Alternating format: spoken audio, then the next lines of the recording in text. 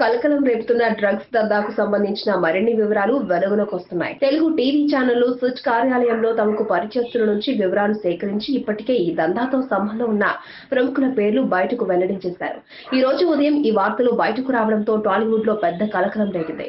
ఈ కేసులో ప్రధాన నిందితుడు తొలుత అరెస్ట్ అయిన కెల్విన్ నుంచి పూరి జగన్నాథ్ స్వయంగా మాదక ద్రవ్యాలను కొనుగోలు చేసేవాడని పోలీసు వర్గాలు ధృవీకరించాయి. ఇక పూరి కెల్విన్ నుంచి డ్రగ్స్ కొంటున్నట్లు పోలీసుల వద్ద స్పష్టమైన ఆధారాలు ఉన్నాయట.